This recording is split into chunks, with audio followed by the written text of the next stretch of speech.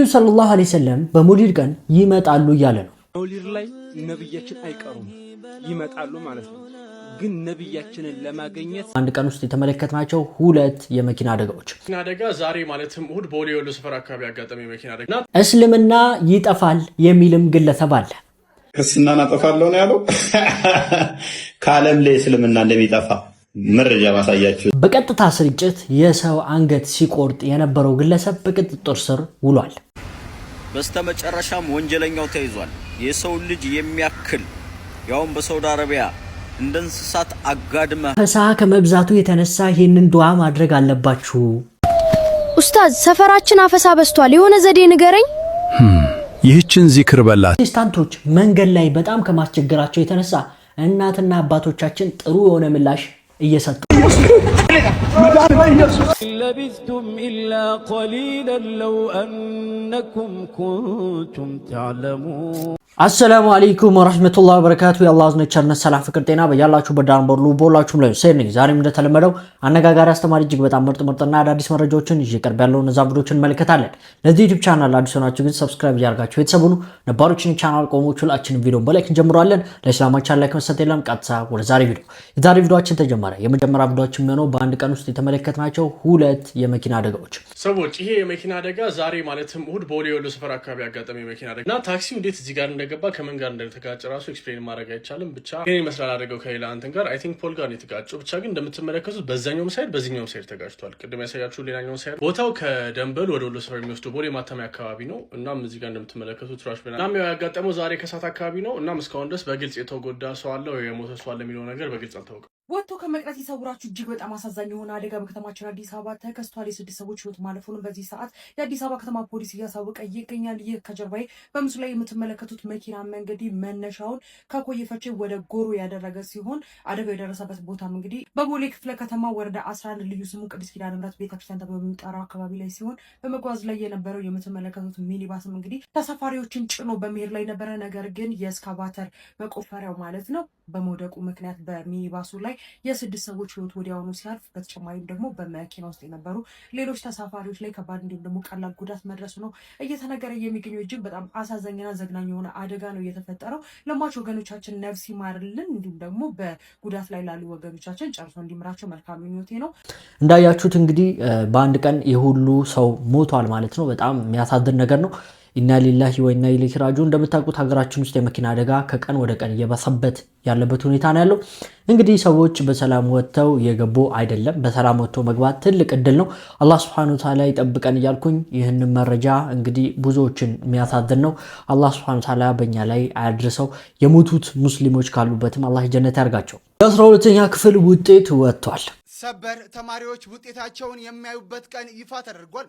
የዘንድሮ የ2018 ዓ.ም የ12ኛ ክፍል ተማሪዎች አጠቃላይ አሃዛዊ መረጃዎች እንግዲህ ማለትም የተፈተኑ ያለፉና ከፍተኛ ውጤት ያመጡ ተማሪዎች አሃዛዊ መረጃዎች እንግዲህ ይፋ የተደረጉ ሲሆን ተማሪዎች ውጤታቸውን ከሰኞ ጠዋት ወይንም ከማክሰኞ ከሰዓት ጀምሮ መመልከት እንደሚችሉ የትምህርት ሚኒስቴሩ ፕሮፌሰር ብርሃኑ ነጋ አስታውቋል።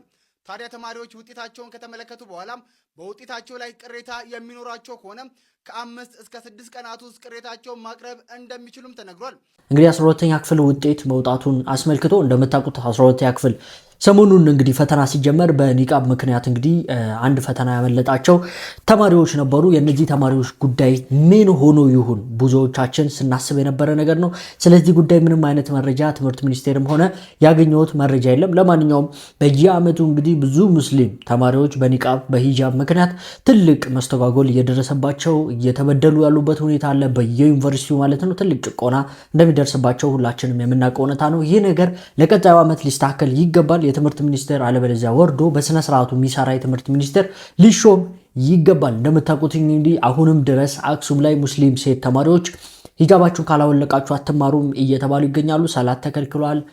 ጁማ እየሰገዱ አይደለም። ኢድ ሰላት እንኳን አልሰገዱም። እንግዲህ ሁላችንም ለአክሱም ሙስሊሞች ዱዓ እናድርግላቸው። አላህ ሰላሙን ይስጣቸው። አላህ ሀገራችንን ሰላም ያድርገው እያልኩኝ ወደ ሌላ መረጃ ወስዳችኋል። ፓስተሮችና እንደዚሁም ደግሞ ፕሮቴስታንቶች መንገድ ላይ ሰውን አላሳልፍም ብለዋል። ነገር ግን ልክ ልካቸውን የሚነግራቸውና የሚመታቸው ሰው ተገኝቷል። ኢየሱስ ይወድሻል። ውሻ አይደለሁም እኔ። ኢየሱስ ያድናል። መዳን በኢየሱስ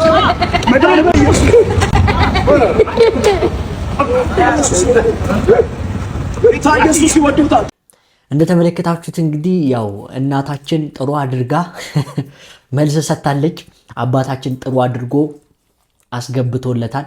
ለማንኛውም በጣም ሰውን አዛ የሚያደርጉ ብዙ ሰዎችን አውቃለሁ። እንደዚህ አይነት ፓስተሮች፣ ፕሮቴስታንቶች መንገድ ላይ እንግዲህ በቃ እያደናቆራችሁ አስፓልቱ መኪና ውስጥ እንድትገቡ የሚያደርጓችሁ ሰዎች አሉ።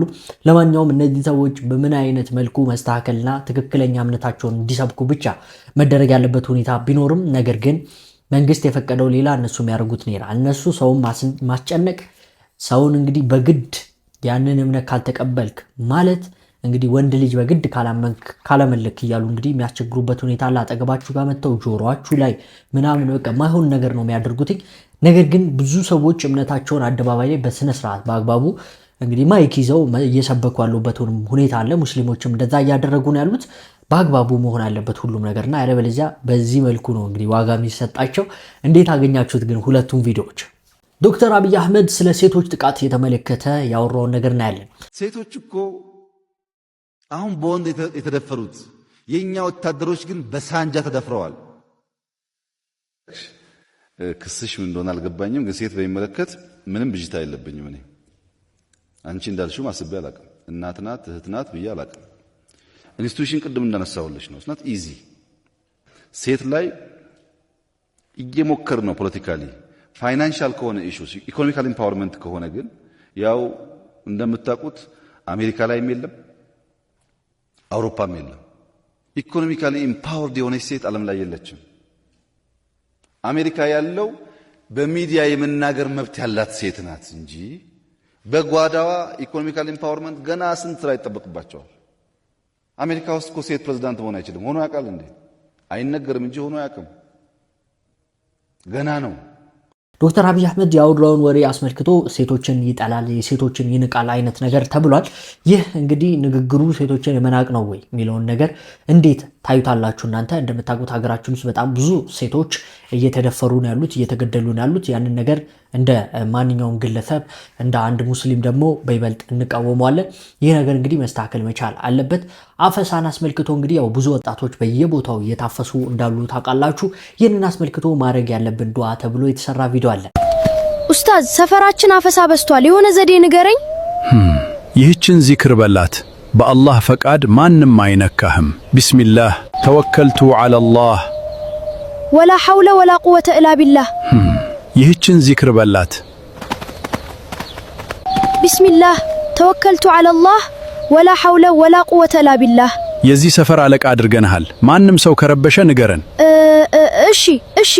በነገራችን ላይ ኮመንት ላይ ስገባ እኔ ኦርቶዶክስ ነኝ ነገር ግን ይህንን ዱዓ አረጋለሁ እያሉ ብዙዎች እየተናገሩ ነበር። ያው ስለጨነቃችሁ ይመስለኛል እንግዲህ ጠዋት 7 ጊዜ ማታ 7 ጊዜ አድርጉት ብለው ብዙ ሙስሊሞችም እየመከሯቸው ነበር። ለማንኛውም በአላህ ሱብሓነሁ ወተዓላ ብቻ ተመክተን መውጣት ሁሌም ቢሆን ድል እንድናደርግና ሰላም እንድንሆን ያደርገናል። የኑሮ ውድነትን ከፍ ለማድረግና የራሳቸውን ጥቅም ለማስጠበቅ የሚሞክሩ ግለሰቦች ባለሉካንዳ ቤቶችን እናማራለን። ግን ፍየል በሬ ስንት እንደሚሸጥ ታውቃላችሁ? ይኸውላችሁ አሁን 130 ሺህ የተባለ ፍየል ነው። ነገ አሁን ለሽንኩሩ ቅዱስ ሚካኤል ዛ ካህናት አሉ ሱባኤ ገቧል። ለነሱ ለማስፈሰክ ብዬ ፍየል ልገዛ ብዬ ስመጣ ይኸውልህ የተጠራልኝ ዋጋ ይሄ 130 ነው። ይሄኛው 130 ነው።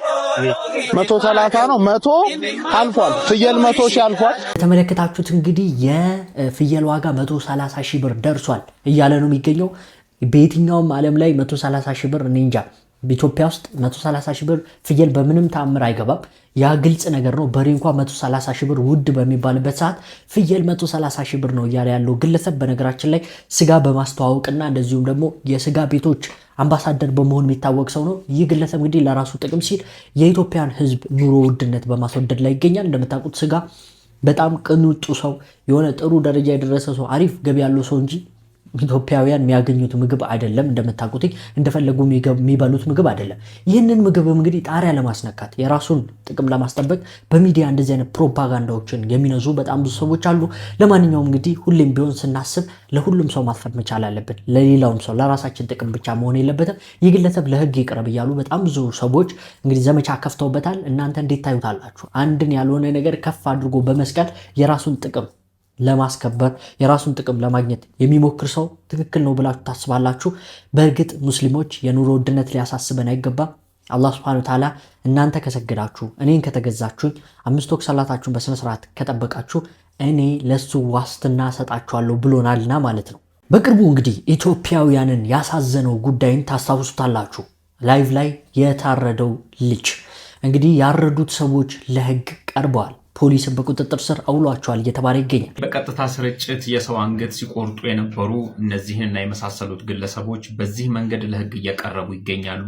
ብዙዎቹ ታስሰው በፖሊስ እየተያዙ ነው የሚገኙት። በአረብ ሀገር እንግዲህ እናቴ ያለኔ የላትም እባካችሁ አትግደሉኝ እያለ በቀጥታ ስርጭት ገዝት አስገብተው ሰዎችን አስቀምጠው የሰው አንገት ሲቆርጡ የነበሩ ይህንንና የመሳሰሉት ሌሎችም ሰዎች በአረብ ሀገር እንግዲህ በሳውዲ በተለይ በቁጥጥር ስር እየዋሉ ይገኛሉ። የፍርድ ሂደታቸውንም እንዲሁ እየተከታተሉ ነው። በጣም ብዙዎችን ያሳዘነ ድርጊት ነበር በቀጥታ ስርጭት ላይ ሲተላለፍ የነበረው። እነዚህ ሰዎች ለብዙዎች እንግዲህ ህልፈት ምክንያት ናቸው ተብሏል። በስተመጨረሻም ወንጀለኛው ተይዟል። የሰው ልጅ የሚያክል ያውም በሳውዲ አረቢያ እንደ እንስሳት አጋድመህ አርደህ ተደብቄ እኖራለሁ ብለህ ማሰብህ ጅልነት ነው። በጣም ካስደስተኝ ነገር እዛው በሳውዲ አረቢያ የትም ሳያመልጥ የትም ሳይወጣ መያዙ ነው። ሳውዲ አረቢያ ላይ ወንጀል ሰርቶ ማምለጥም ሆነ መደበቅ በፍጹም የማይታሰብ ነው። አሁን በሸሪዓ ህግ ትዳኛለህ። የሸሪዓ ህግ ትክክለኛውን ፍትህ የሚያሰፍን ትክክለኛ የሆነ የአላህ ህግ ነው። እጅግ በጣም ደስ ይላል። እንግዲህ ሳውዲ ላይ አብዛኛው ጊዜ ህጎች በጣም ጠንከር ያሉ ናቸው። በተለይ ደግሞ ኢትዮጵያውያን ላይ ሲሆን ትንሽ ለቀቅ ማለት ነገር አለ። ምክንያቱም ኢትዮጵያውያን በጣም እርስ በርስ በመገዳደል የሚያክላቸው የለምና ማለት ነው። እነዚህ ሰዎች ትክክለኛ የሆነ የማያዳግም እርምጃ ሊወሰድባቸው ይገባል።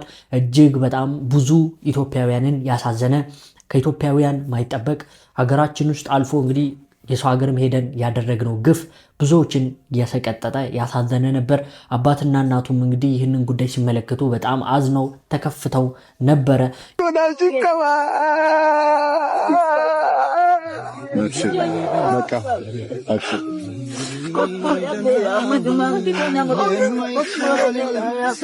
ያንን እንግዲህ ሀዘናቸው ምን እንደሚመልሰው ራሱ አናቅም። ነገር ግን ትክክለኛውንና ምርጥ ፍትህ እንደሚያገኙ ተስፋ እናደርጋለን።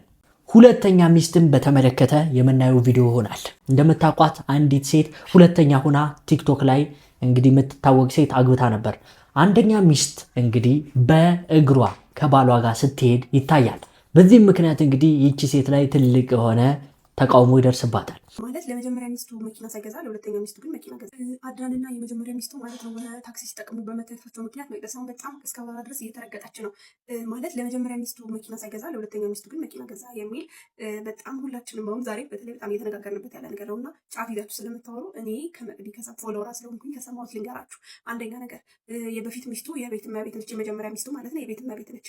ሁለተኛ ነገር መቅዲ ደግሞ ቲክቶክ ትሰራለች፣ የራሷ ገቢ አላት። ስለዛ መኪናው ባሏ ሳይሆን የገዛላት እሷ ከባሏን የገዛችሁ መቅዲ ማለት ነው። ገባችሁ? ጫፍ ይዛችሁ ወይኔ በየበፊት ሚስቱን በመኪና በታክሲ እያስኬደ የመጀመሪያ ሚስቱን ሁለተኛዋን ደግሞ መኪና እንኳን አልገዛላት ምናምን እያላችሁ ጫፍ ይዛችሁ የምታወሩ ሰዎች ገብታችሁ መጀመሪያ ስለ መኪናው ምን እንዳለች ራሳችሁን እንትን ትላላችሁና ከባሏን የገዛችሁ ባሏ ሳይሆን የገዛላት መቅዲ ከባሏ ነው መኪናውን የገዛችሁ። እንግዲህ እንደተመለከታችሁትኝ ብዙ ክርስቲያኖች አንደኛና ሁለተኛ ሚስት በሚለው ጉዳይ ላይ እስልምናን ለማጥላላት ይጠቀሙበታል። ነገር ግን የራሳቸውን ጉድ የራሳቸውን ዚና የራሳቸውን እንግዲህ ሳያገቡ በፊት የሚሰሩትን እያንዳንዱን የሁሉ ብልግና አይታያቸው። ለማንኛውም አላህ Subhanahu Wa Ta'ala አራት የፈቀደበት ምክንያት አለው። ያንን ለማወቅ ደግሞ እስልምና ምን እንደሚል በደንብ ማጥናት ያስፈልጋል። እንግዲህ ብዙ ክርስቲያኖች ያው የእስልምናን ክፍተት ነው የሚፈልጉት። ነገር ግን ሙስሊም ሳይሆኑ ስለ እስልምና ደግሞ ጥሩ የሚያወሩ ሰዎችን አስመለክታችኋል። ምናምን ተከታይ የሆነች ጓደኛ አለችኝ መዲና ታውቃላችሁ ነው። በቀን 5 ነው የምትሰግደው። ላይክ እየበላን ከሆነ ይቆማል፣ መንገድ ላይ እየሄድን ከሆነ ሰዓቷን ካልኩሌት ታደርጋለች። የቱ ጋር በርጄ የት ገብቼ ነው የምሰግደው ብላ አላት የሆነ አፕሊኬሽን። እኔ ማለት ነው በጣም ነው የምደነቀው በእስልምና እምነት ተከታይና ይህንን ታዋቂና ዝነኛ የፊልም አክተር የምታውቁ በረሱላችን ሰለላሁ ዐለይሂ ወሰለም ላይ ባላችሁ ፍቅር ልክ ሰላዋት እያወረዳችሁ በደንብ ሼር፣ ኮፒ ሊንክ፣ ሪፖስት እያደረጋችሁ እስከ መጨረሻው ተከታተሉኝ። ይህንን የፊልም አክተር ብዙዎቻችሁ ታውቁታላችሁ ብዬ ተስፋ አረጋለሁ። በተለይ ደግሞ የዘጠናዎቹ ትዝታ ያለባችሁ ቫንዳምን፣ ካራቴዎቹን፣ አክሽን ፊልሞችን ሁላችሁም የምታውቁት ነው። እጅግ ታዋቂና በፊልሙ ታሪክ ትልቅ ቦታ ካላቸው ግለሰቦች አንዱ ነው። ታዲያ ይሄ የፊልም አክተር ስለ ረሱላችን ሰለላሁ ዐለይሂ ወሰለም የተናገረው እጅግ ልብን የሚነካ ንግግር እጅግ የሚያስደስትና ለብዙዎች ምስክርነትን የሚሆን ረሱል ሰለላሁ ዐለይሂ ወሰለምንም ለማያውቋቸው ትምህርት የሚሆን ስለሆነ እስከ መጨረሻው አብራችሁን ቆዩ። ነብዩ መሐመድ እጅግ በጣም ብልህ ነበሩ። ለሰውነት ጤናም ሆነ ለወደፊት ህይወት ምን ጠቃሚ እንደሆነ ጠንቅቀው ያውቁ ነበረ። ወደ ሙስሊሞች መጽሐፍ ሂዱ፣ አንብቡም፣ መርምሩም። በዛውስ ለሰው ልጅ ጤና እጅግ አስገራሚና አስፈላጊ የሆኑ ጠቃሚ የሆኑ ስፍር ቁጥር የሌላቸው እውነታዎችን ታገኛላችሁ። ይህንን የተናገረው ታዋቂው የፊልም አክተር ቫንዳም ከአንድ የቴሌቪዥን ጣቢያ ጋር ባደረገው ቆይታ ነው። እንደዚህ አይነት ሰዎችን አላህ ሂዳያውን ይስጣቸው፣ እስልምናን ይወፍቃቸው። ላለኝ አላህ ሱብሓነሁ ወተዓላ ወደ እስላም ያምጣቸው። እስልምና ይጠፋል ብለው ደግሞ የሚፎክሩ ሰዎች አሉ። ክርስትናን አጠፋለሁ ነው ያለው። ከዓለም ላይ እስልምና እንደሚጠፋ መረጃ ማሳያችሁስ? እውነትሽን ነው።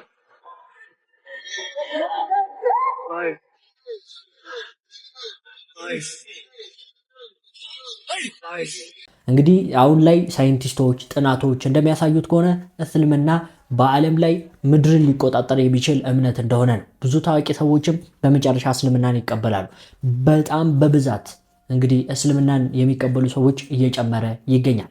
ከዓለም እንግዲህ እምነቶች ውስጥ ከፍተኛውን ደረጃ እስልምና እየያዘ ይዞም ይገኛል። ኢንሻአላህ ገና እንበዛለን።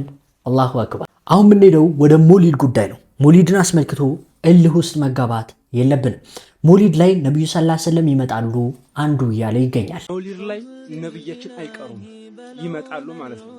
ግን ነብያችንን ለማግኘት ሰዒድ መሆን አለብን ማለት ነው። ሞሊድ ላይ ነብያችን ይመጣሉ፣ ግን የሚያዩት ሰው አለ፣ የማያዩትም አለ። ያ ጀማዓቱል ኸይር፣ እስኪ እናንተ ፍረዱ። ይህ ግለሰብ ምን እያለ ነው? ይህ አህባሽ ነብዩ ሰለላሁ ዐለይሂ ወሰለም መውሊድ በሚከበርበት ቦታ ላይ ይመጣሉ እያለ ነው። ዓለም ላይ ስንት ቦታ ነው የሚከበረው መውሊድ? አንድ ሀገር ላይ ስንት ቦታ ነው የሚከበር? ስንት ቦታ ነው የሚመጡት ነብዩ አለይሂ ሰላቱ ወሰለም? በነገራችን ላይ ይሄ ልጅ በምላስ ተናገረው እንጂ እነሱ ጃአል ሐቢቡ ማል ሐቢብ እያሉ ራሳቸው የሚሉት ነገር ነው አህባሾች። እኔ ያው ቁርአንም ሐዲስም ሰለፎችም ምንም መረጃ የለውም። አሁን የተናገረው ነገር ውድቅ ነው። ዝም ብሎ ይሄ የጫት ወሬ ነው የተናገረው። ነገር ግን እኔ መውሊድን የምታከብሩ አንዳንድ ወንድሞች፣ ባለማወቅ የምታከብሩ ወንድሞች የአህባሽ ሰለባ እንዳትሆኑ፣ የአህባሽ ሰለባ እንዳትሆኑ። እንደዚህ አይነት ተረት፣ ውሸት፣ ቅጥፈት አያችሁ። ይሄን ነው። ለዚህ ነው እኛ መውሊድ ቢድዓ፣ ይሄ የመውሊድ ቢድዓ ብዙ መዘዞችን ይዞ ይመጣል፣ ብዙ የሸር ቦሮችን፣ ብዙ ኹራፋቶችን ይዞ ይመጣል። ምን ነው ይሄንን? አሁን ነብዩ ይገኛሉ አለ። ተመልከቱ፣ ስንት ቦታ ነው ነብዩ።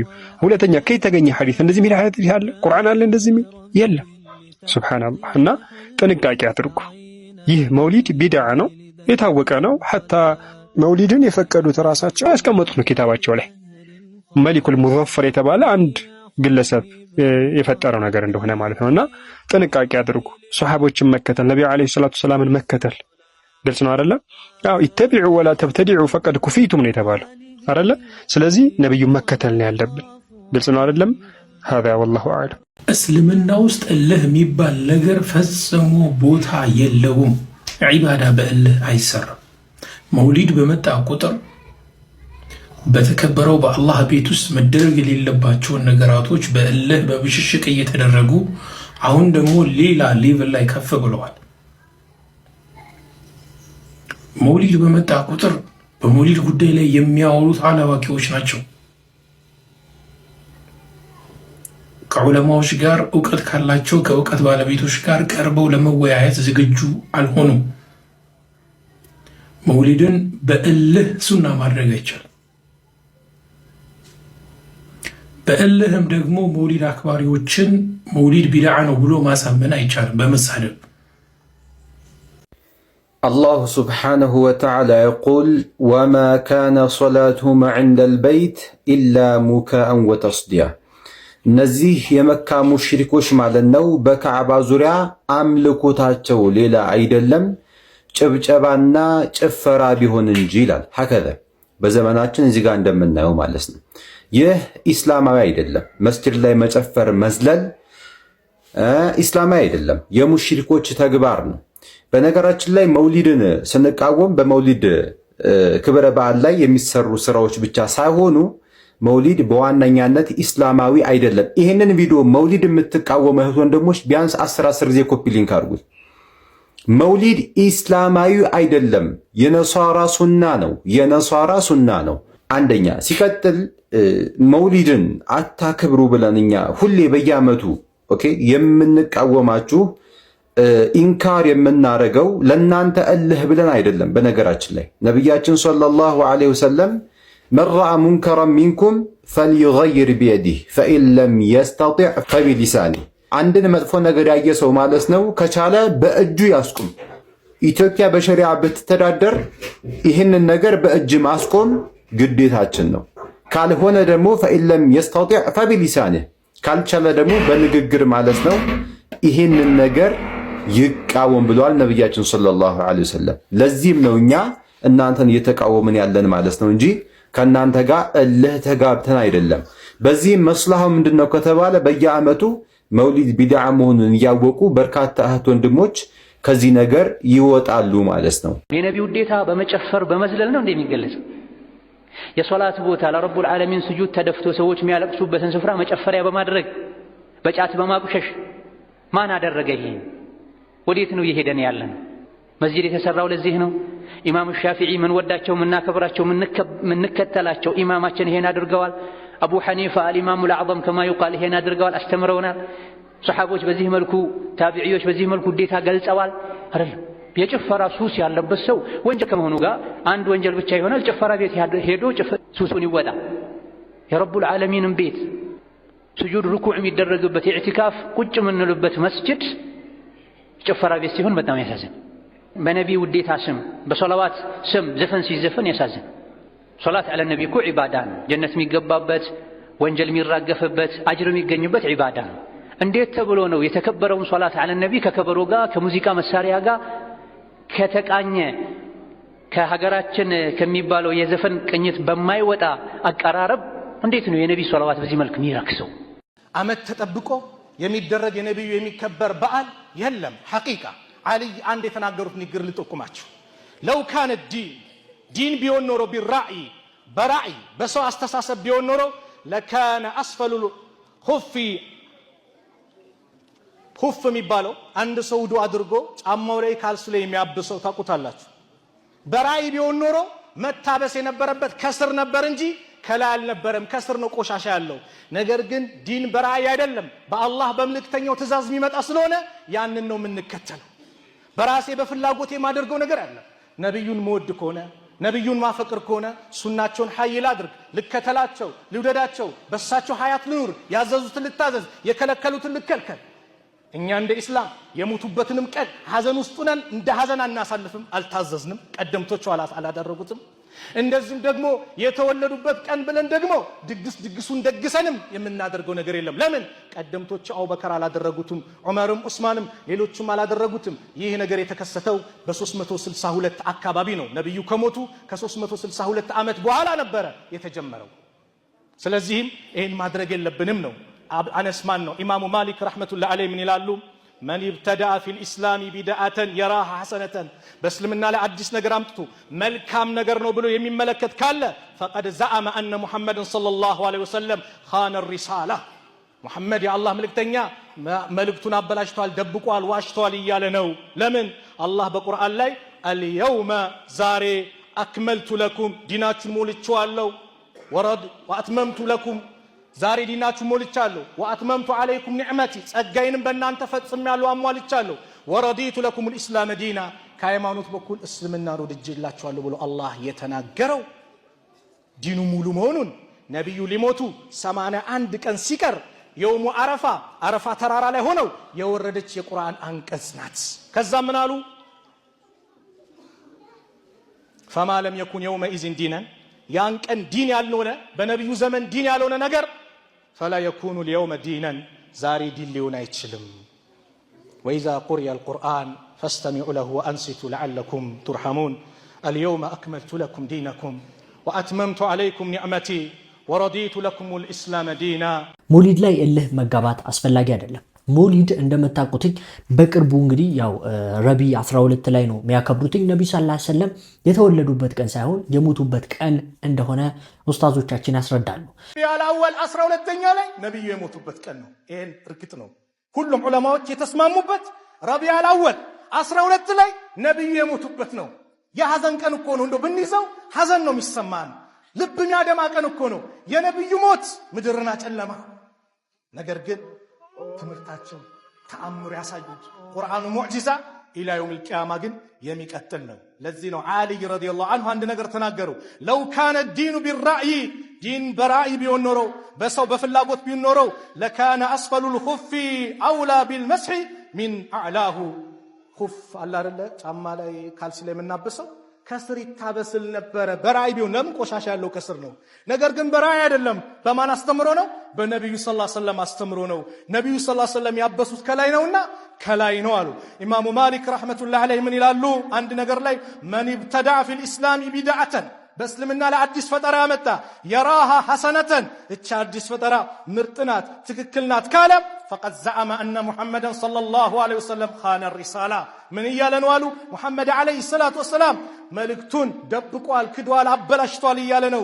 ሊአነ አላህ የቁል አላህ እያለ አልየውመ አክመልቱ ለኩም ዲነኩም ሃይማኖታችሁን ዛሬ ሙልቻለሁ እያለ በዚህ በኩል ሌላ ጭማሪ ቢያመጣ በነቢዩ ላይ ያስተባበለ ነው አሉና ፈማ ለም የኩን የውመኢዝን ዲነን ያን ቀን ዲን ያልሆነ ነገር ፈላ የኩኑ ልየውመ ዲነን ዛሬ ዲን ሊሆን አይችልም። ሞሊድን አስመልክቶ አንዳንድ ኡስታዞች ይሄ መሐከል ላይ ቆመው የሚያከብር ያክብር የማያከብር ደግሞ አያክብር በማለት እንግዲህ ነገሩን ለማላላት ይሞክራሉ። ከሁለቱም ጎን ልወደድ ይሁን ሰውን ለማወዛገብ ይሁን ግራ የሚያጋባ ነገር ነው እያደረጉ ያሉት። ለማንኛውም የሚያከብሩ ሰዎች ደግሞ ነብዩ ሰለላሁ ዐለይሂ ወሰለም እንወዳለን ብለው በመጨፈር ሽርኮችን በመስራት ነብዩን ሰለላሁ ዐለይሂ ወሰለም ጌታ እስከማለት ድረስ በመድረስ ነብዩን ከፍ ከፍ በማድረግ እንግዲህ ሙሐመድ ረብየ ጌታዬ ነብየ ሙሐመድ ረብየ ሰለላሁ ዐለይሂ ወሰለም እንግዲህ እንደተናገሩትኝ ማለት ነው ጌታ እንዳሉትኝ እኔንም እንዳትሉኝ ብለው አስጠንቅቀው ነበር። ነገር ግን ያ ነገር ዛሬ ላይ እየተመለከትነውና ያንንም ነገር ቀላል እያደረጉ ለአላህ Subhanahu Ta'ala የሚገባውን ነገር ለመልእክተኛው እየሰጡ ይገኛሉ። ነብዩ ሰለላሁ ዐለይሂ ወሰለም ለዛም ነበር እኔ ባሪያና መልእክተኛ ብቻ ነኝ፣ ከፍ ከፍ አታድርጉኝ፣ እንደ እስራኤል ልጆች እንደ ክርስቲያኖች ጌታ እንዳታረጉኝ ሲሉ የተጠነቀቁት እና ያስጠነቀቁት። አላህ Subhanahu Ta'ala ቀልቡን ይስጣቸው። አላህ Subhanahu Ta'ala ከልህ አውጥቶ ወደ ትክክለኛውና ቀጥተኛው መንገድ ያስገባቸው። ወንድሜ ልብ በለህ ስማኝ፣ እህቴ በደንብ አዳምጪኝ። እናት አባቶቼ ዱዓችሁ ጠብ አይልም። እጃችሁን አንስታችሁ የለመናችሁት ነገር በእኽላስ አላህን የጠየቃችሁት ነገር በመልካም ነገር አላህን የጠየቃችሁት ነገር ወንጀል እስከሌለበት ድረስ ወላሂ ጠብ አይልም። ከሶስት አንድ እንደምናገኝ የአላህ መልእክተኛ ነብዩ ሰለላሁ ዐለይሂ ወሰለም በሐዲሳቸው ነገሩ። ለማንም ድህነትህን አታሳየው፣ ለአላህ ብቻ ነው ማሳያ። እሱ ራሱ ፈቂር ነው ያ አኺ፣ እሱ ፈቂር ነው፣ እሱ ደሃ ነው፣ ከጃይ ነው። እሱን ወደ ሰጠው ጌታ ትሄድም እንዴ? ሶስት ሰዎች በደንብ ስሙ። ሶስት ሰዎች ላ ዩከሊሙሁም ላሁ የውመል ቂያማ የቂያማ ቀን አላህ አናግራቸውም። ወላ ዩዘኪህም ከወንጀላቸውም አያጸዳቸውም። ወላ የንዙሩ ኢለይህም ወደ እነሱም አይመለከትም። ወለሁም ዐዛቡን አሊም ለእነሱም አሳማሚ ቅጣት አላቸዋል። የመጀመሪያው ሸይኹ ዛኒ የሽማግሌ ዝሙተኛ፣ አላህ ይጠብቃል። የሽማግሌ ዝሙተኛ ለምን ስሜቱ የሚሰበርበት የሚዳከምበት ሰዓት ላይ ዝሙት ላይ መውደቁ ከባድ ወንጀል ነው። እንደ ወጣት አይደለም፣ ከባድ ወንጀል ነው። ወጣቱ ላይም ከባድ ወንጀል ነው። ሽማግሌ ሲሆን ደግሞ የባሰ ነው። የሽማግሌ ዝሙተኛ። ሁለተኛው ወመሊኩን ከዛባ የንጉሥ ዋሾ። ማን ሊያስገድደው እውነት ቢናገር ማን ሊከሰው? የንጉሥ የበላይ ጠባቂ መሪ ሆኖ መዋሸት ከባድ ወንጀል ነው። ምክንያቱም መሪ ነው። እውነት መናገሩ ማንም ሊከሰው አይችልም። ውሸት ቢናገርም አይደል እንዴ? የበላይ ነው። ሶስተኛው ከርዕሳችን ጋር ዋኢሉ ሙስተክቢር የድሃ ኩራተኛ። ድሃ ምን ይዞ ይኮራል? ባለ ሀብቱስ ሀብቱ ሸነገለው ይባላል። ድሃ ግን ምን ይዞ ይኮራል? ዛሬ እኮ ማንነታችን ስለዘነጋን ነው። አልይ አንዱ እየተንቀባረረ ሲሄድ አንተ ሰው በልክ አድርጎ እንጂ አትኩራ፣ ታውቀኛለህ አሉት አላቸው አልይ። አዎ አወሉሁ ኑጥፋ ወአኺሩሁ ጂፋ፣ መጀመሪያ ንፍጥ መጨረሻ ደግሞ ጥንብ ነው አሉት። አይደል የተፈጠርነው ከንፍጥ ነው ከመንይ። መጨረሻ ደግሞ የሰው ልጅ ከሞተ በኋላ ቶሎ ካልተቀበረ ካልታጠበ ደግሞ እንዴት እንደሚቀየር አስቡት። ጀናዛው ሽታ መጨረሻ እንዲህ ነው አሉት። በእነዚህ መካከል ደግሞ ቆሻሻ ይዘህ ተሸክመ የምትንቀሳቀስ ያ አዩሃ ልኢንሳን ማ ገረከ ቢረቢከ ልከሪም አለዚ ኸለቀከ ፈሰዋከ ፈዕደለክ ፊ አይ ሱረት ማ ሻ ረከበክ። አንተ የሰው ልጅ ወይ ቸር በሆነው ጌታ ምንድን የሸነገለ ያ የፈጠረ ያስተካከለ ቅርጹን አሳምሮ ውበት ሰጥቶ ሱብሓነላህ። የቅንድባችን አቀማመጥ፣ የአፍንጫችን አቀማመጥ፣ የአይናችን አቀማመጥ አስባችሁታል? አፍንጫህ እዚህ ጋር ቢሆንስ ጆሮ እዚህ ጋር ቢሆንስ ያምራል? አላህ ግን እንዴት እንደፈጠረ ውብ አድርጎ የፈጠረ ያስተካከለ እሱን ለመገዛት ምንድነው የሸነገለ? አንደኛ እዝነት የሚለው ከራሱ ከቁርአኑ ጋር ይጋጫል። እኔ ግልጽ አስፈራሪ ነኝ አስፈራሪ ብቻ ነኝ ከሚለው ጋር ይጋጫል። እዝነትና አስፈራሪ ሁለቱ ይጋጫሉ። እንግዲህ እንደሰማችሁት የማህይማኖች አለቃ ጀለስ ለዓለማት እዝነት አድርገን እንጂ አላክንህም የሚለው ሙሐመድን አይደለም። ለዚህ ደግሞ ማስረጃው ነብያችሁ ግልጽ አስፈራሪ ብቻ ነኝ ይል ነበር። ማስፈራራት ደግሞ ከእዝነት ጋር ይጋጫል እያለን ይገኛል። ይጀማው ቪዲዮውን በደንብ ሼር፣ ኮፒ ሊንክ። እውነታው ውዱ ነብያችን ሰለላሁ ዐለይሂ ወሰለም ግልጽ አስፈራሪ ነኝ ማለታቸው የዚሁ እዝነት አንዱ አካል ነው። ለምሳሌ አንዲት እናት ለልጇ ወደ ምድጃው ከተጠጋ እሳቱ ያቃጥልሃል ብላ አጥብቃ ብታስጠነቅቀው ማስፈራራቷ ከልጇ ጥላቻ የመነጨ ሳይሆን የእዝነትና ርህራሄ መገለጫ ነው። ነብያችንም ውዱ ነብያችንም ሰለላሁ ዐለይሂ ወሰለም በሱረቱል አንቢያ ምዕራፍ 21 ቁጥር 7 ለዓለማት እዝነት እንጂ አድርገን አላክንህም ተብሎ እንደተገለጸው የእሳቸው ተልእኮና ዋና ዓላማ የሰው ልጆች ወደ ትክክለኛው መንገድ በመምራት ከኪሳራና ከጀሃነም እሳት ማዳን ነው። ስለዚህ ነብያችን አስፈራሪ ነኝ ያሉበት ወደፊት እኛን ከመጠበቅ አንጻር ሲሆን እዝነት ደግሞ የጠቅላላ ተልእኮአቸው የመጨረሻ ግብና ዓላማ ነው። ታማኝነት ፈተና ነው። በአሁኑ ጊዜ በተለይ ፍም ላይ እንደመቆም በጣም ባለ ሀብቶች ደግሞ ታማኝ ሰው አይወዱም። ብዙ ጊዜ ወሬ የሚነግራቸው የሚፈልጉት ወሬ የሚያቀበላቸው የሚሰርቃቸው የሚዘርፋቸው ነው የሚያምኑት። ታማኝ ሰው 10 ዓመት ቢሰራ 10 ደሞዝ ለመጨመር ይጨንቀዋል። እንዴት አመነልኝ ለራሱ ቢወስድ ነው ብለው ለሽምግልና ብዙ የታዘብኩት ነገር አለኝ። ብዙ መናገር አይችልም እንጂ ብዙዎቹ ሌባ ጋር ነው የሚሰሩት፣ ውሸታም ጋር ነው የሚሰሩት። ታማኝ ሰው አንተ ታማኝ ሆነ ሶላት ተሰግድ ወጥ ተጠበቅ ብታልሰረቅ ትጠረጠራለህ። እነሱ ግን ምን አይነት ባህሪ ነው ያላቸው ሼህ? እና ሀብት ያገኙበትም ምክንያት በዛ ሊሆን ይችላል ብዬ አስባለሁ። ወደ ውጪ መረጃዎች ወስዳችኋለሁ። ከውጪ ምን አዳዲስ ነገር አለ? እንግዲህ አሁንም የፍልስጤማውያን ጉዳይ አልተፈታም። እንግዲህ እንደምታውቁትኝ አሁን ላይ ብዙ ሀገራቶች አረብ ሀገራቶች አንድ ላይ የሆኑ ይገኛሉ። ቀጣይ ዓላማዬ ወይም ደግሞ ኢላማዬ የምትሆነው ቱርክ ነች በማለትም እስራኤል ተናግራለች። እስራኤል ቀጣይ ኢላማዬ ቱርክ ናት ስትል ቱርክ ደግሞ እኛ ኢራን አይደለንም የሚል አስገራሚ ምላሽን መልሳለች። በሌላ ዜና እስራኤል በቱርክ ላይ ጥቃት የምሰነዝር ከሆነ ኢራንም ቢሆን ዝም ብላ አትቀመጥም ሲሉ የኢራኑ እጅግ ተጽዕኖ ፈጣሪና ተሰሚነት ያለው ምሁርና ተንታኝ ሰይድ ሙሐመድ ተናግሯል። በሌላ ዜና ኢራን የኑክሌር መሳሪያን ለመያዝ በጥድፊያ እየሰራች ነው ሲል የኢራን ሚዲያ ዘግቧል። አጠር ያለ ዜና ነው ያቀረብኩላችሁ። በዝርዝር ከሰዓታት በኋላ እመለሳለሁ። ይሄ ቪዲዮ ከደረሳችሁ በደንብ ሼር፣ ኮፒ ሊንክ፣ ሪፖስት እያደረጋችሁ አዳርሱት። የጋዛ ህጻናት የሚጫወቱባቸው የወረቀት አውሮፕላኖች ባለፈው ሳምንት ከጋዛ ድንበር አልፈው ወደ እስራኤል መግባታቸውን ተከትሎ የእስራኤል መከላከያ ሚኒስቴር እነዚህ አይነት ድርጊቶችን የሚያደርጉ ሰዎች ላይ ማለት ነው፣ ህጻናት ላይ ማለት ነው፣ የእስራኤል መከላከያ የማያዳግምና ኃይል የተሞላበት እርምጃ እንዲወስዱና ይህንንም ደግሞ እንደ ጦር ስጋት እንደሚያዩትም ገልጸዋል።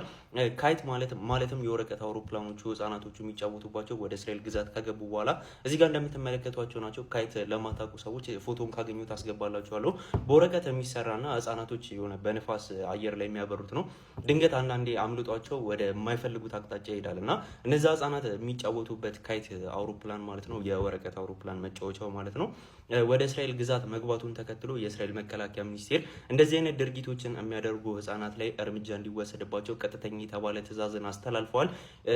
ማለትም ከዚህ በኋላ በወረቀት አውሮፕላን የሚጫወቱ ህፃናት ወደ እስራኤል ድንበር ሊያልፍ ይችላል ብለው ስጋት ካለባቸው ህፃናቶቹ ላይ ይተኩሱባቸዋል። የነብዩ መሐመድ ሐዲስ በአውስትራሊያ በውሃዎች ላይ እየታተመ አብሮ እየተሸጠ ይገኛል። እንዴት እንደሆነ እስኪ ላስረዳችሁ። ይህ በአውስትራሊያ ታዋቂ የሆነው ኦርጋኒክ ስፕሪንግ ዋተር የተባለው ይህ የፕላስቲክ ውሃ አከፋፋይ ማለት ነው። ይህ ኩባንያ እንደምትመለከቱት የነብዩ መሐመድን አለይሂ ሰላቱ ወሰላም ሐዲስ ከውሃ ጋር የተያያዘውን ማለት ነው እንደምትመለከቱት በመጻፍ እንግዲህ መልእክቱ ሰዎች ጋር እንዲደርስ እያደረገ ነው። እንዳልኳችሁ ከውሃ ጋር የተያያዘ ነው። በኢብኑ ማጃህ በ425 የተገለጸውን የነብዩ አለይሂ ሰላቱ ወሰላም ሐዲስ ነው። ይህም ደግሞ ውሃን እንድንቆጥብና በሚፈስ ውሃ እንኳን ቢሆን ውሃን ቆጥቡ ያሉት ረሱል አለይሂ ሰላቱ ወሰላምን ሐዲስ እንደምትመለከቱት እንግዲህ ለጥፈዋል። ይህንም እንደ ትምህርት ለማወቅ እንደምትመለከቱት ነብዩ መሐመድ በማለት የእሳቸው ንግግር እንደሆነም ክሬዲት ሰጥተዋል ማለት ነው። ይህንን ያደረጉበት ዋነኛ ምክንያት ማለት ነው እንግዲህ ይህንን ውሃ እንዳያባክኑና የውሃ ጥቅምን ለማስረዳት የሄዱበት ርቀት ነው። በዚህ ጊዜ ደግሞ አሪያና ምርጥ የሆኑትን ነብይ ንግግር ነው የመረጡት ማለት ነው። እንግዲህ ብዙዎች የነብዩ መሐመድን እንዲጠሉ እናደርጋለን ቢሉም ሙስሊም በማይበዛበት በአውስትራሊያ ግን የነብዩ መሐመድ አሪያነታቸው እንግዲህ እንደምትመለከቱት ሐዲሳቸውን ራሱ ተጠቀሙ ይገኛሉ። ከሰሞኑ ይህ ትልቅ ትኩረት ስቧል ማለት ነው። እስኪ በኮሜንት እየገባችሁ በረሱል አለይሂ ሰላቱ ሰላም ላይ ሰለዋት አውርዱ። ለተመሳሳይ መረጃ ደግሞ የፕላስ ምልክቷን መጫናችሁን አትርሱ። አህመድ በድረዲን ሐሱን እድሜ ልክ ተፈርዶበታል። በዛሬው ዕለት ከጀርባ የምታዩት የበሻር ነጅስ ሙፍቲ የነበረውና የበርሜሉ ሙፍቲ የሚል ቅጽል ስም ያለው እንደምታውቁት በሻር ነጅስ በበርሜል የሚሰራ ህገወጥ የሆነ ቦምብ ሲቪሊያንንም ምንም ኢንዲስክሪሚኔትሊ የሚገድል ቦምብ በአሌፖ ህዝብ ላይ ይሄ ሰውዬ ባይዘው የተወልደ ያደገው አሌፖ ነው፣ ሐለብ ውስጥ ነውና የሐለብ ህዝብ ላይ እንደ ልብ እንዲያወድም እና እንዲለቅ ያንም የበርሜል ቦምብ እንዲጥል በተደጋጋሚ ፈትዋ እየሰጠ ሲደግፍ የነበረውና በቅጽል ስሙ ሙፍቲል በራሚል ኦር የበርሜሎች ሙፍቲ የሚል ቅጽል ስም የተሰጠው አህመድ በድረዲን ሐሱን እንግዲህ እስር ላይ እንደነበረ ታውቃላችሁ። በዛሬው ዕለት የሶሪያ ፍርድ ቤት ለዚህ ወንጀሉ የእድሜ ልክ እስራት ፈርዶበታል። እንደዚህ ጠምጥሞ በሃይማኖት ምናምን ሰበብ እንግዲህ ያንን ሁሉ ጭፍጨፋ ጀስቲፋይ ሲያደርግና ፈትዋ ሲሰጥ የነበረና የበሻር ነጅስ ሰራዊት እነዚህን ሶሪያውያንን እንደ አይጦች እንዲጨፈጭፍ በተደጋጋሚ ጥሪ ሲያደርግ የነበረ ሰውዬ እንዲሁም የበርሜል ቦምብ ማለት ባይ ዘ ዌይ ሲፈነዳ በጣም ከውስጡ ብዙ ልክ እንደ ክላስተር ቦምብ ብዙ የሚፈናጠሩ ነገሮች የሚወጡበት ነውና ጠላት ብቻ ታርጌት አታርግበትም። ልክ በቃ የመጣው ይምጣ ያገኘውን ያገኝ ብለህ የምትለቀው ነውና ይሄንን ሁሉ ሲቪሊያንን ህፃናትን፣ ሴቶችን በሙሉ የሚጨፈጭፍ ቦምብ በሻር ነጅስ እንዲጥል ጥሪ ሲያደርግ የነበረ ነው። በዛ ላይ ሱኒ ነው እንግዲህ በሻር ነጅስ እንደምታውቁት አላዋይት ነው። ይሄ ሰውዬ ግን ሱኒ ሆኖ የገዛ ሱኒው ህዝብ ላይ እንዲሁም ደግሞ ያላንስ ብሎት ደግሞ የገዛ ተወልዶ ያደገበት ከተማ ውስጥ የሚኖሩ ሰዎችን እንዲጨፈጨፉ በተደጋጋሚ ጥሪ ሲያደርግ የነበረና በሃይማኖት ፈትዋ ስም ሲደግፍና ከቨራፕ ሲያደርግ ሐላል ሲያደርግ የነበረ ሰው ነው። ለማንኛውም በሻር ነጅስ መጨረሻ ላይ ጥሎት በመውጣቱን ተከትሎ እንግዲህ በቁጥጥር ስር ውሎ የነበረው አህመድ በድረዲን ሐሱን በዛሬው ዕለት እድሜ ልክ እስራት ተፈርዶበታል ማለት ነው። ትጠጣታለህ። አሁን የምነግራችሁ ሪፖርት ደግሞ ኢራን ከአሜሪካ ጋር ስታደርገው በነበረው ጦርነት ካለምንም ጥርጥር ማሸነፏን በግልጽ የሚያሳይ ነው የተባለው። አኮርዲንግ ቱ ዋሽንግተን ፖስት እንግዲህ አሜሪካ ሚድል ኢስት ላይ ያሏት ቤዞች በጣም በከፍተኛ ሁኔታ መደብደባቸውን ተከትሎ ሰራዊቷን ፑል አድርጋ ልትወጣ ነው ከሚድል ኢስት የሚል ሪፖርት ይዞ ወጥቷል። ሌሎች አሜሪካ ሲኒየር የሆኑ የሚሊተሪ ኤክስፐርቶች እየተናገሩ እንዳሉትማ ከሆነ ከነዚህ 20 ቤዞች ውስጥ 20ዎቹም ተደብድበው ከዛ ውስጥ ግን 15ቱ መልሶ በማይገነባ ደረጃ መውደማቸውን እየተናገሩ ነው ያሉት። ይህንን ተከትሎ እንግዲህ ፔንታጎን መልሶ መገንባቱ ከፍተኛ የሚያስወጣና ምንም አይነት ጥቅም የሌለው መሆኑን ተከትሎ እንግዲህ ፑል አውት ለማድረግ ዲስከስ እየተደረገ ነው እየተባለ ነው። አሜሪካ እንደምታውቁት ኢራን እንደምታውቁት ከዚህም በፊት በተደጋጋሚ የምትፈልገው ነገር የአሜሪካን ሰራዊት ከሚድል ኢስት ማባረር እንደሆነ ታውቃላችሁ። አሁን እንግዲህ ይህ እንደተሳካላት በሚያሳይ መልኩ እንግዲህ የሚድል ኢስት ውስጥ ያሉትን የአሜሪካ ቤዞች እንዳለ ከጥቅም ውጭ በማድረጓ ምክንያት የአሜሪካ ሰራዊት ከዛ ፑል ሊያደርግ ነው እየተባለ ነው።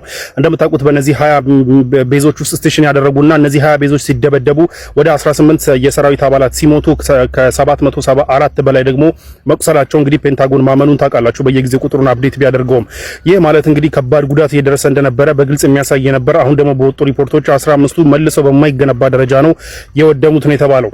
ይህንን ተከትሎ እንግዲህ አሜሪካ ከሚድል ኢስት ፑል አውት ልታደርግና ሰራዊቷን ጠቅልላ ልትወጣ መሆኑ እየተነገረ ነው። ይህንን ተከትሎ እንግዲህ የሚፈጠረውን የሴኩሪቲ ጋፕ ይሞላል ተብሎ ተስፋ የተጣለበት ያው የመካው ፓክት ነው። የመካው ፓክት ደግሞ ኢራንን ኢንቫይት እንዳደረገም እየተነገረ እንደነበር በትናንትናው ዕለት ነግሬያቸዋለሁ። ስለዚህ አሜሪካን አስወጥታ እንግዲህ የራሷን ሴኩሪቲ ፓክት አባል ለመሆን ኢራን ጫፍ ደርሳለች ነው እየተባለ ያለው which is a clear deal ለኢራን ማለት ነው። ለማንኛውም አላህ Subhanahu Wa Ta'ala ሀገራችን ሰላም ያደርግ። የዓለም ሙስሊሞችን ሁሉ አላህ ጥሩ የተባለውና መፍትሄ የተባለውን ነስር የተባለውን ነገር ይስጣቸው ላለው የዛሬ ቪዲዮ ይሄን መስል ነበር። ሳይነበር ቪዲዮ ላይክ፣ ቻናል ሰብስክራይብ አድርጉ። ቪዲዮ መተለሻል እንዳሸር አድርጉ። አላህ ብቻን ታገናኘን። ወሰላሙ አለይኩም ወራህመቱላሂ ወበረካቱ።